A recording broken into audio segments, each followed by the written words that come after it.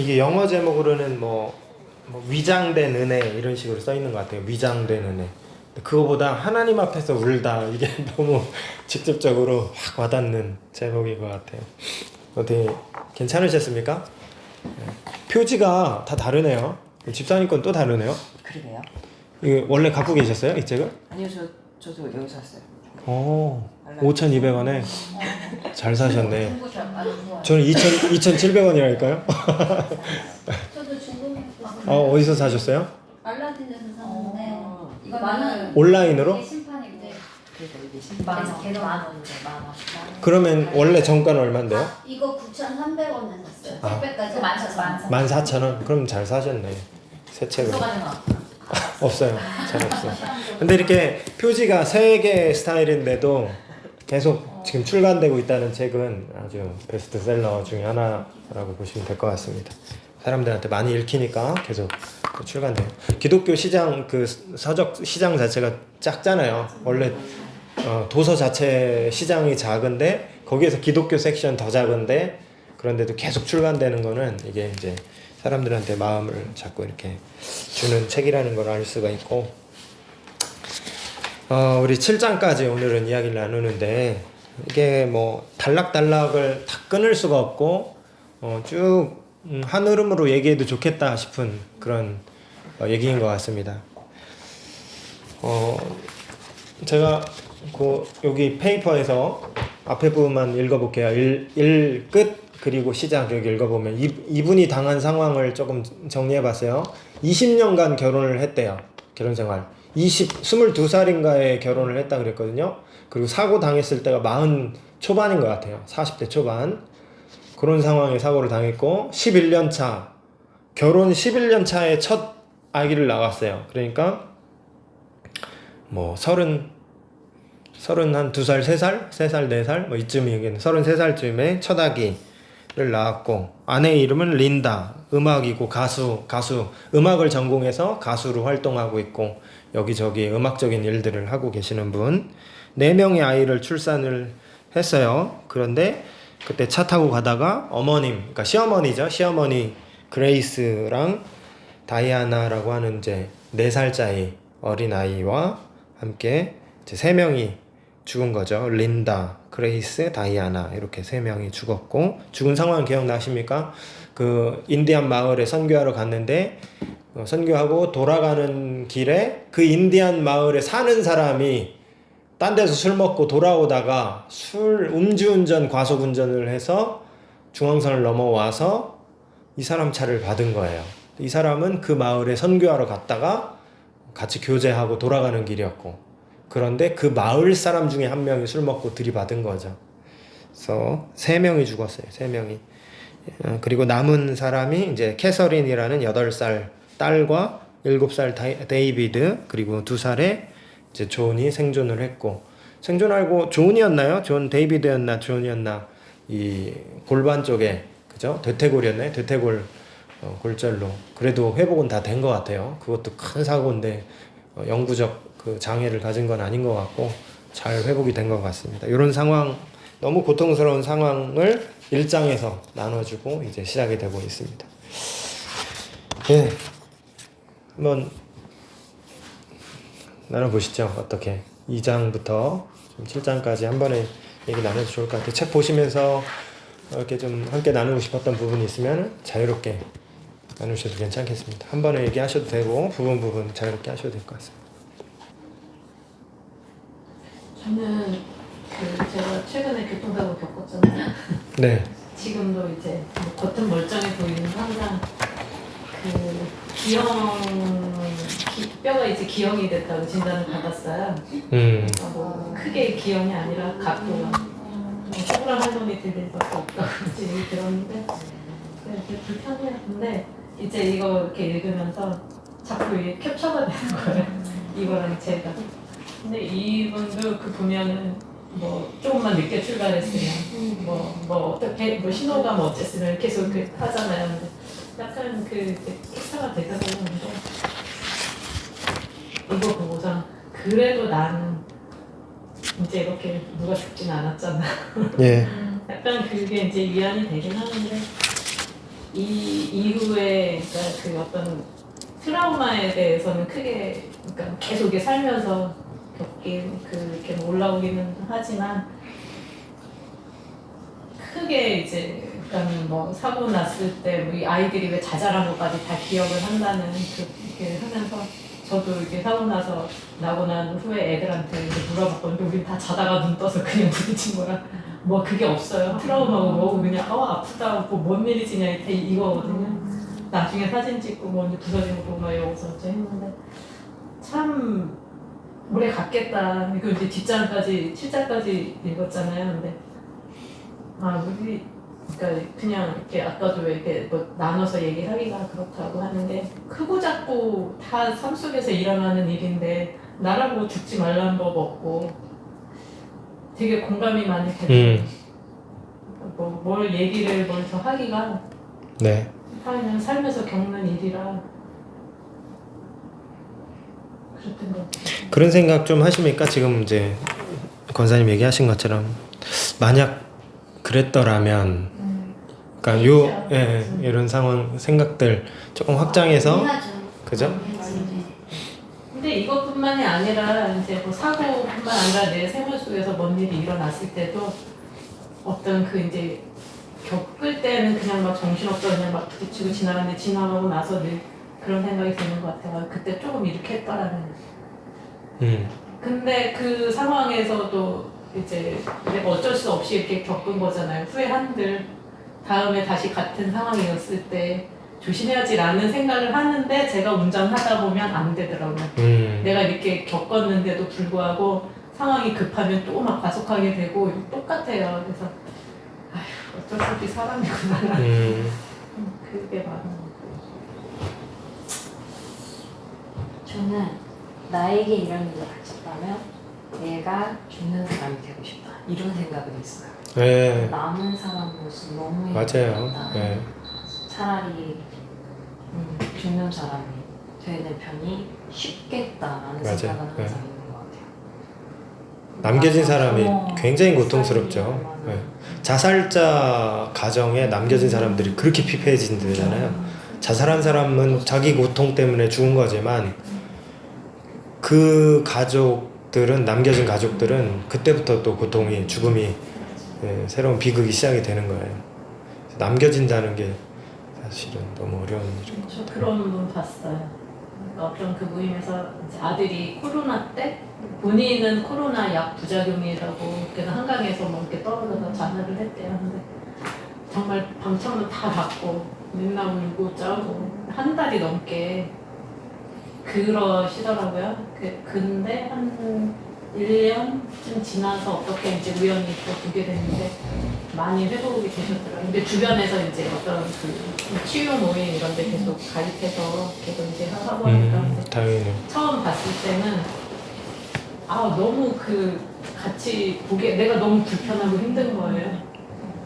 나한테 왜 이렇게 계속 보고 있으면 나도 전염이 되고 그분의 그 어둠과 암울함이 이해는 되지만 너무 보고 있기가 너무 힘이 드는 거예요. 근데 이제 어쨌든 이제 그러고 그분 인상이 편안한 인상도 아니었어요. 눈에 보이는 걸 보다 보니까 그 상황이 그래서 그럴 텐데도 그게 내가 겪어보지 못했잖아요. 그러니까 이제 이해하는데 한계가 있더라고요. 근데 시간이 이렇게 지나고 나서 봤는데 너무 회복이 되어지고 다시 원상태는 아니었겠지만 많이 밝아진 거 보고 역시 도움이 필요하고 그러니까 이분도 이제 옆에서 계속 네네네. 그 어떤 공동체에 들어가서 옆에 어떤 사람과 함께 하냐가 정말 중요하구나.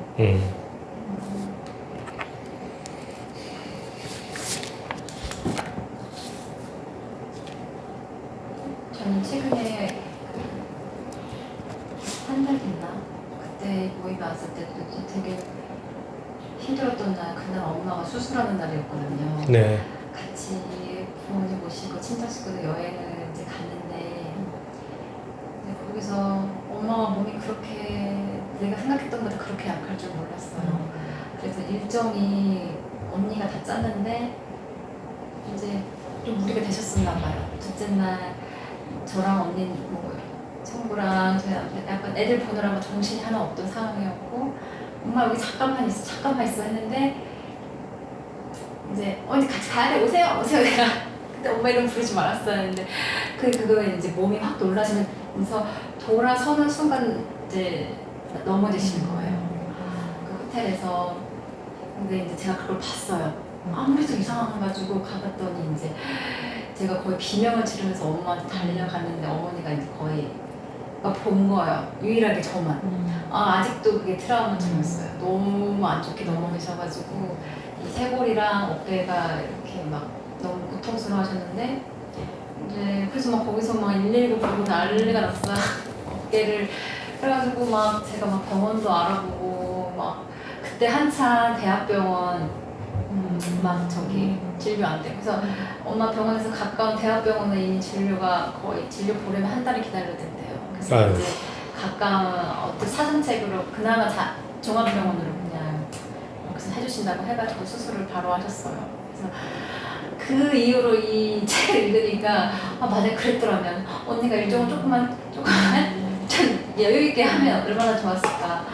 그때 그 두 번째 일정 날 집에 와서 그냥 좀 쉬었으면 또 어디 저기 안 하고 막 그게 계속 머릿속에 그리고 하필이면 이제 제가 그걸 보는 바람에 그게 약간 잔상이 남는 거죠. 네. 잔상이 아직도 좀 네. 많고 엄마가 지금도 털을 못 푸세요. 참. 그래서 너무 이제 연세가 있으시니까 그 회복이 젊은 사람만큼 그렇게 안 되시는 거가 그런 거고 그 자식들한테 엄마의 고통은 얼마나 또 자녀들을 준비해서 이렇게 겨우겨우 간 오랜만에 간 가족 여행은 그렇게 되니 되게 또 죄송스러워 하시는데 또 이제 저의 입장에서는 그때 엄마를 부르지 말걸 안 했는데 이런 것까지 예. 막 거기까지 가니까 견디기가 조금 힘든 건 좀 시간이 되었는데 네, 그래서 뭐 이 사람의 가끔 그 상실감은 비교할 수 없지만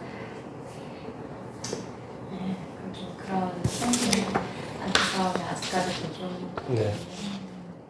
그 부분에 대한 이분의 성찰을 읽어보면은 이제 페이지 여기 맨 뒤에 4페이지에다가 써놨는데 변화를 원한다면 만약 그때 이랬더라면 이라는 미련을 털어버려야 하며 지금 이 순간에 될 수 있는 모습이 되려 노력해야 된다 이런 얘기를 해놨어요. 그러니까 이분 같은 경우는 아내가 죽고 어머니가 죽었잖아요. 어머니 그런 상황이고 또 이 질문은 우리 인생에 계속 던지고 있습니다. 우리도. 저는 어떤 질문을 던지냐면 내가 젊은 날에 더 노력했더라면 그러니까 그 구조는 똑같잖아요. 뭐 사람이 죽고 이런 얘기는 아니지만 내가 그때 그 선택을 했더라면 그때 내가 한 걸음 더 나가서 이런 노력을 했더라면 이런 후회가 남는 순간들이 있어요. 인생에. 근데 사실 결론은 똑같은 것 같아요. 그 지나갔고 되돌릴 수 없고 그런 얘기 계속 해봐야 어떻게 안 되는 거죠. 교역자 수련회 갔었는데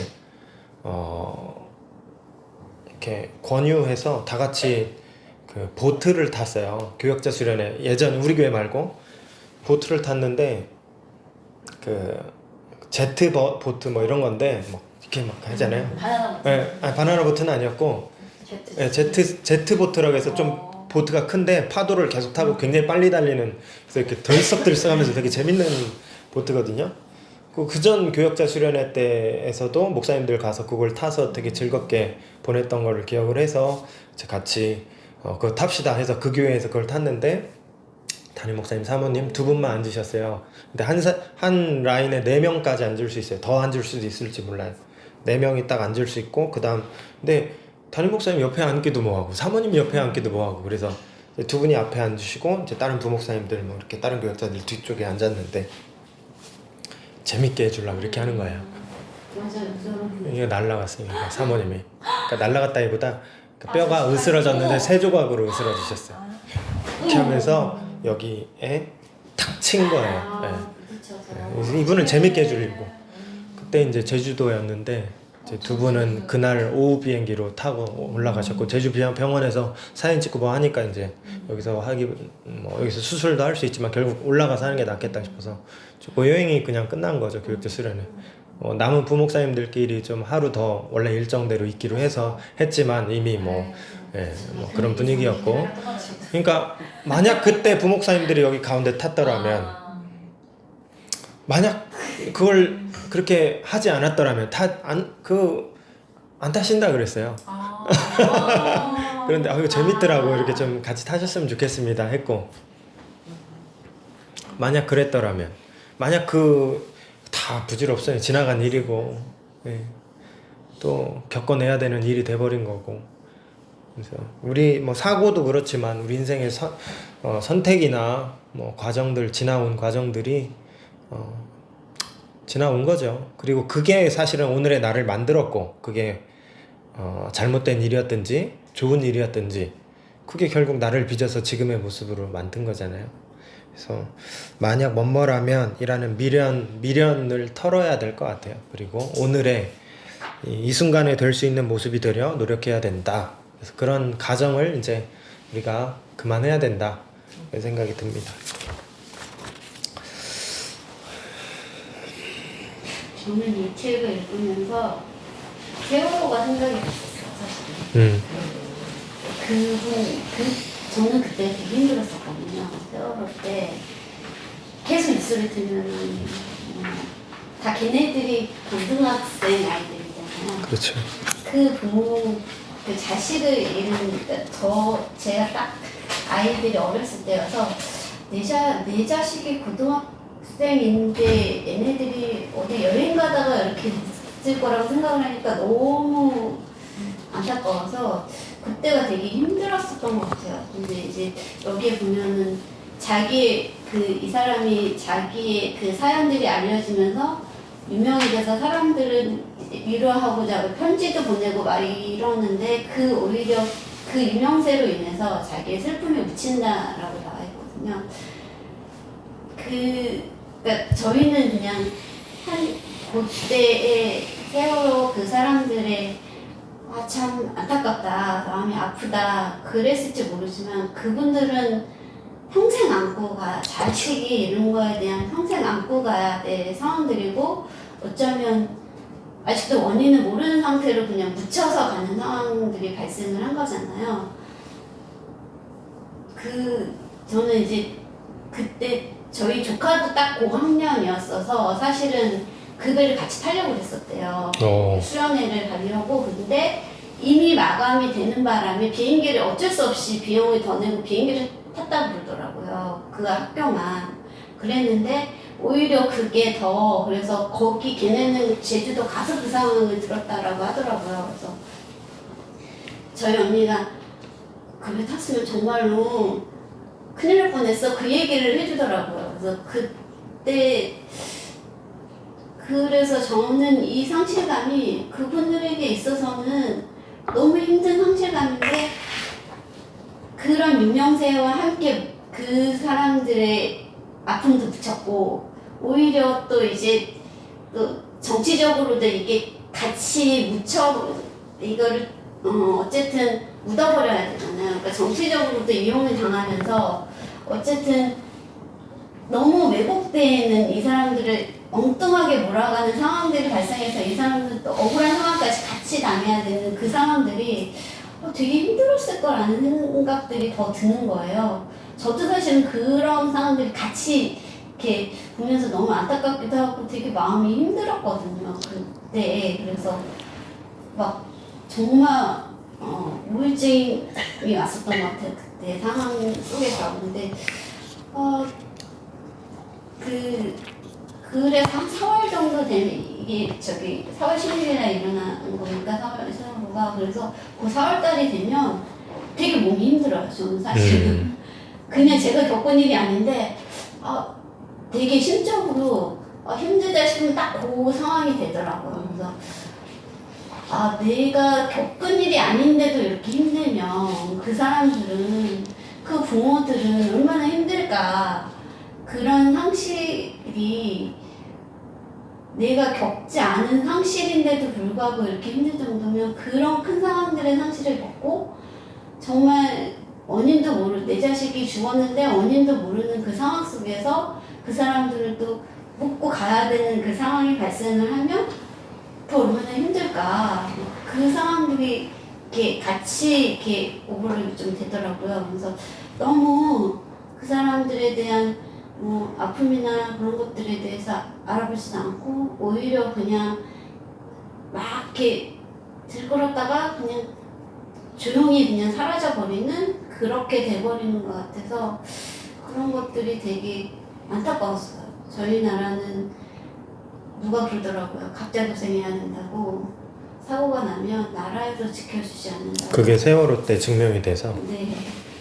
각자 지금 도생이. 세월호도 그렇고 이태원. 네, 이태원도 그렇고. 네, 맞아요. 지금 네. 원인을 밝히려고 하지도 않잖아요. 그냥 야 묻어 안 돼. 왜 이렇게 돼버리는 사건. 그 안에 뭔가 이권이 있는 것 같아요. 묻어야 되는 이유가 있을 것 같아요. 그래서 일부러 안 하는 거지. 더 슬프더라고요. 사람의 죽음이 그냥 단지 원인을 알고 싶었고 어떻게 죽었는지 알고 싶어서 그거를 그냥 밝히고 싶을 뿐인데 나라에서는 어쨌든 자기들의 입속을 차려야 되기 때문에 급하게 숨겨야 되는 상황들이 발생을 하는 거고. 그 배가 그 구원파 거였잖아요. 네. 유병헌. 뭐 그런 상황. 우리가 남이가 다 나온 그 얘기들이잖아요. 그리고 백골로 된 시신 유병헌께 나왔고. 그러니까 이게 신뢰가 안 가. 여러 가지가. 여러 가지 뭐 그럴 수도 있겠죠. 있는 그대로 믿어야 되지 않겠냐. 누가는 그렇게 얘기할 수도 있겠지만 신뢰가 별로 안 가고 그렇게 하고 그 부분에 대한 치리가 잘 이루어졌나 하는 부분들도. 그러니까 하나님은 정의의 하나님이시잖아요. 약자들의 하나님이시고 우는 자들의 눈물을 닦아주시는 하나님이신데 우리 사회에 그런 부분들이 뭐 단순히 알고 싶어서를 넘어서 이게 슬픔 당한 자들을 위로하는 방법은 그 일이 제대로 척결이 되는 거죠. 잘못한 사람들이 있다면 벌을 받고 뭐 이런 부분들이 사회 안에서 이루어져야 되는데 그게 안 이루어지니까 그래서 답답한데 그런데 기독교인들 중에서도 허튼 소리 하는 사람들이 많았어요. 이제 그만 얘기해야 돼. 뭐 이런 얘기 하시거나 혹은 하나님의 어떤 뜻이 있을 거다. 그들을 명성교회에서 그 얘기 했었을 거예요. 예.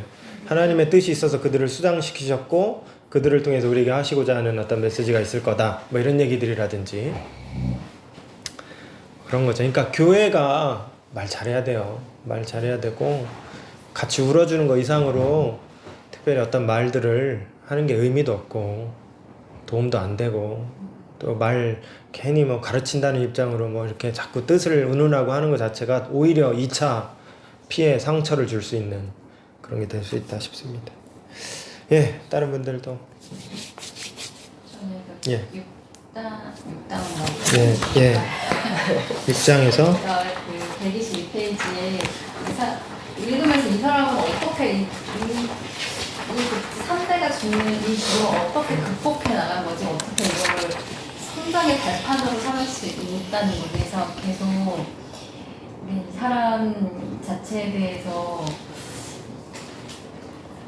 참 도움이 되는데 그 122페이지에 아이들에게 완벽한 아버지가 되려는 노력을 포기했다. 그 대신에 하나님께서 나를 통해 그 아이들의 아버지가 되시도록 초대했다. 이 말이 저의 마음을 굉장히 울렸던 것 같아요.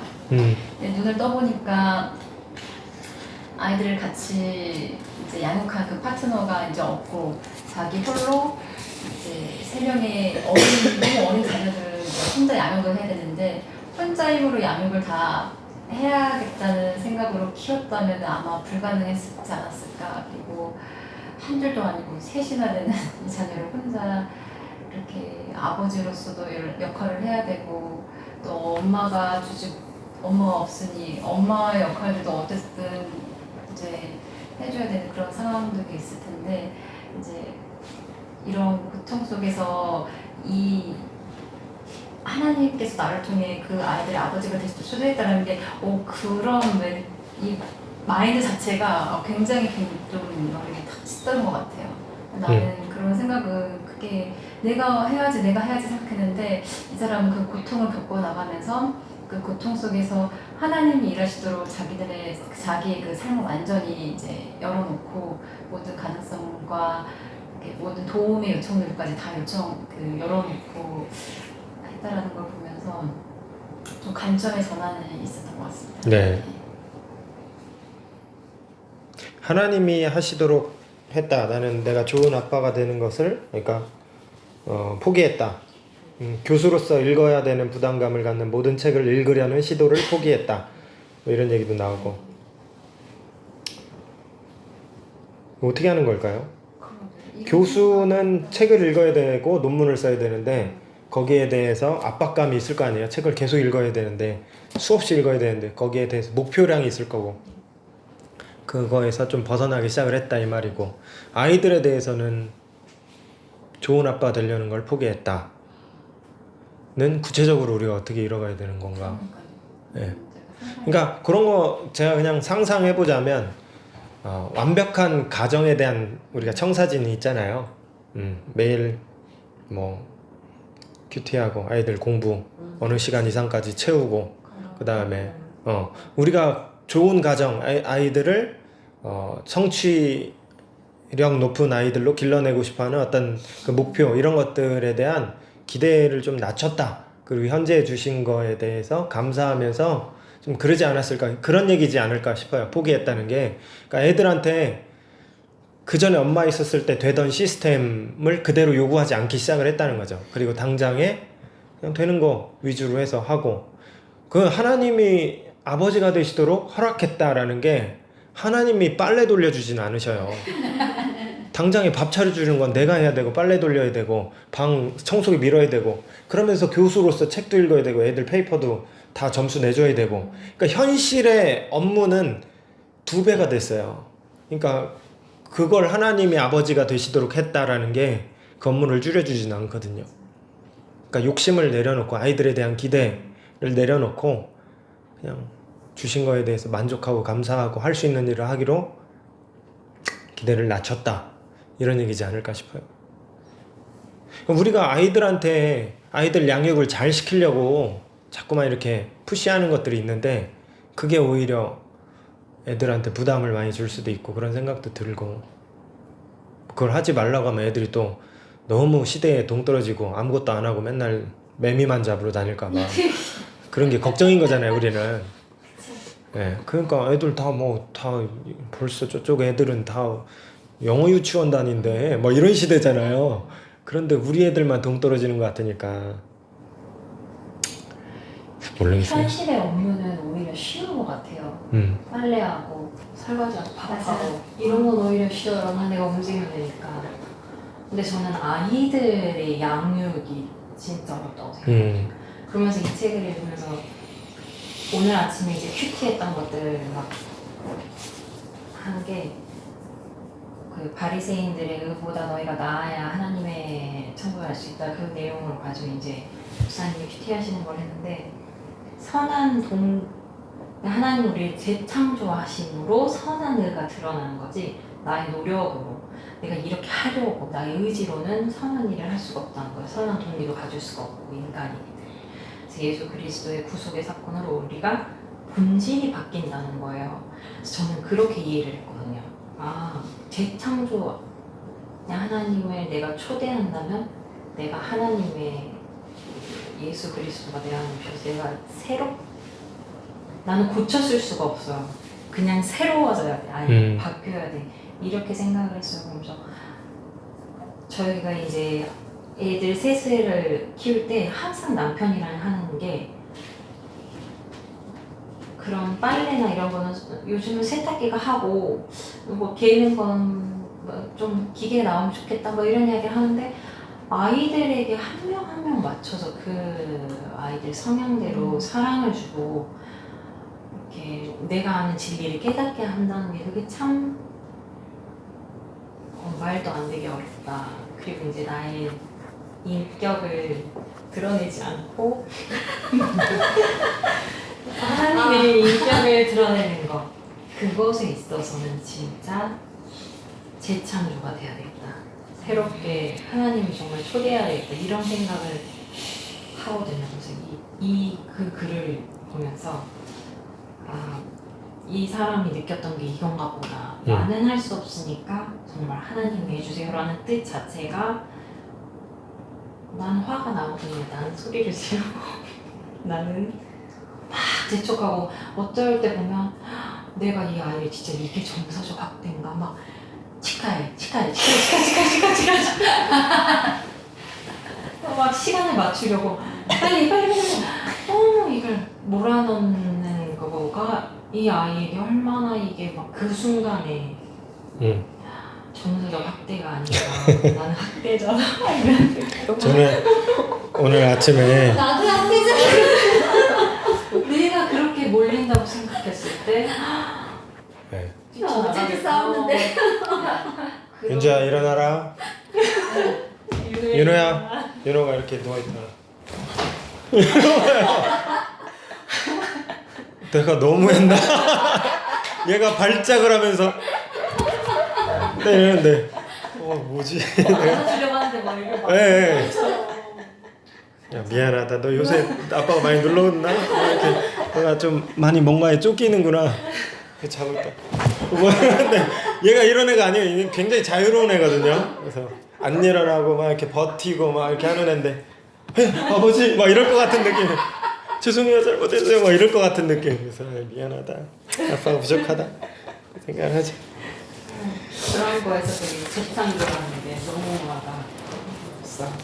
그래서 이 책을 읽으면서도 또 막 생각했는 게 이게 우리의 영적 성장을 이룬다고 하잖아요. 이 악한 일들이 악한 건 악한 거지만 이걸 나의 선택으로 인해서 하나님의 허락하심으로 인해서 나를 성장시키는 일이 된다고 하잖아요.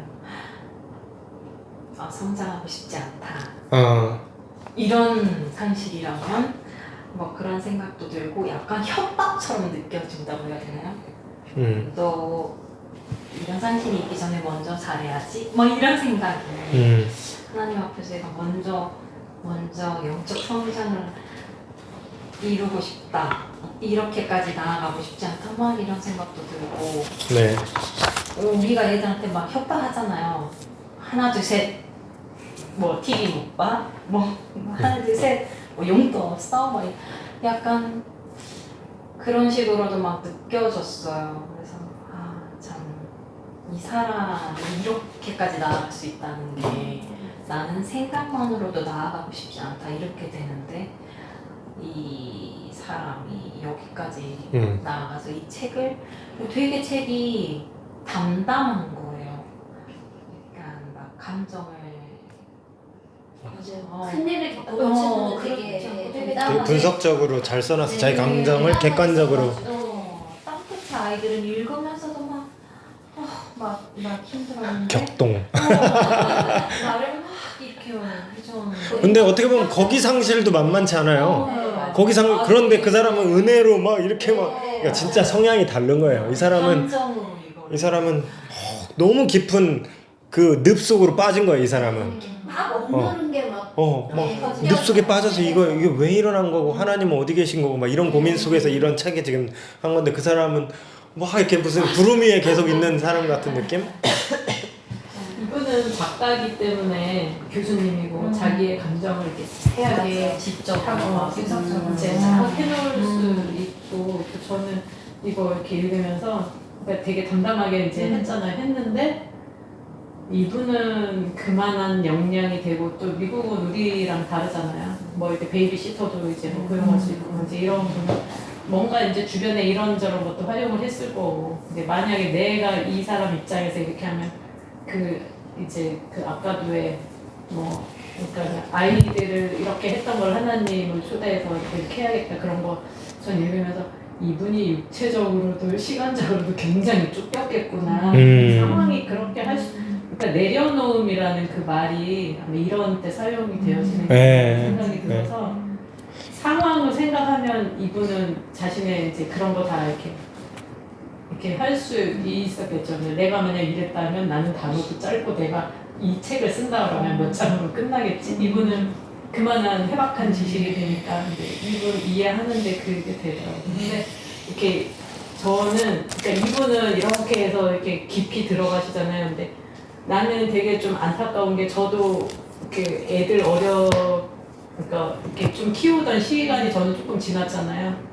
우리나라는 너무 자기를 다 몰아가는 것 같아요. 그러니까 뭐 가만히 있으면은 넋놓고 있으면 이런 게으른 것 이제 이런 식으로 뭔가 해야 되고 내가 뭔가 배워야 되고 너무 나를 몰아간다는 생각이 들어서 이분이 그 한 달 뭐 몇 달을 저녁에 내가 그러니까 아무것도 안 하고 창가에 앉아서 이제 애들 잘 때 그냥 의자에 앉아서 멍 때리고 있었다는 거 보면서 그런 시간이 우리가 필요하지 않을까라는 생각이 들더라고요.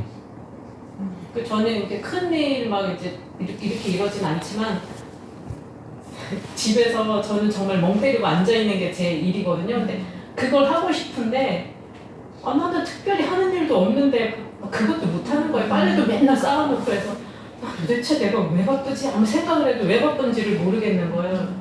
책도 막 읽다가 솔직히 7권 막 졸면서 읽어갖고 뭔 얘기인지도 모르고 들고 이제 막 누워가지고 막 이러면서 읽었거든요. 내가 왜 뭐 때문에 이러지? 근데 그 이유를 모르겠더라고요. 내가 뭔가 시간을 잘못 쓰고 있구나. 근데 이것도 또 나를 몰아간다 생각이 들어서 결국은 사명이 없구나. 그 결론이 왔거든요. 근데 조금 애들 키우는데도 그렇고 좀 여유가 필요한 것 같아요. 뭔가 꼭 잘해야 되고 막 그런 거는 네. 애들한테 너무 스트레스일 거라는 맞아요. 생각이 들고 나도 애한테 이렇게 해줘야지 이것 또한 스트레스잖아요. 네. 좀 내려놓고. 네. 이게 다 필요할 것 같아요. 집 너무 깨끗하게 살지 마세요.